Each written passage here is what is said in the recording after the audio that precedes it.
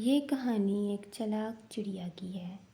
چلاک چڑیا جب دیکھتی ہے گائے کے پاس دانے پڑے ہوئے ہیں، چڑیا جب دانا کھانے کے لیے آتی ہے تو گائے اسی وقت گوبر کر دیتی ہے۔